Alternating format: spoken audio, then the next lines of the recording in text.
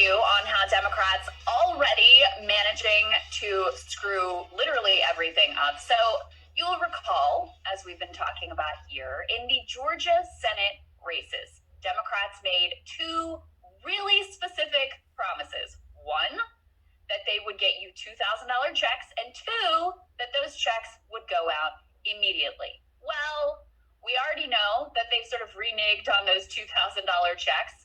They've brought that down to $1,400 with this technocratic BS explanation of, oh, well, you already got $600, so we're just going to add $1,400 on top of that. You can see Kamala Harris, the way that she's changed her language here to now it's rather than $2,000 checks, which was the message, it's we will finish the job of getting a total of $2,000 in cash relief to people who need it the most.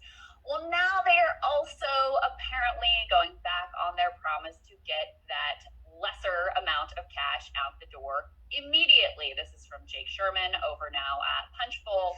Democrats are apparently planning on waiting until March in order to get their relief bill together.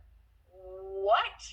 And by the way, impeachment, not an excuse here, because they haven't even, to my knowledge, sent the articles of impeachment over to the Senate.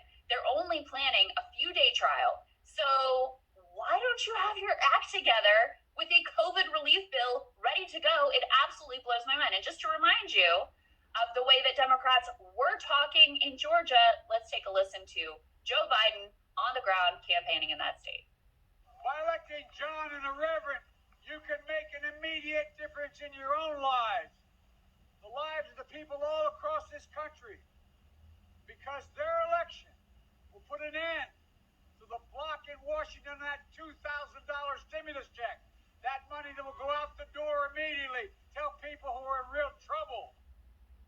$2,000 stimulus checks. That money will go out the door immediately. Super simple, super straightforward, super potent politically. It is probably the single largest reason that they ended up winning both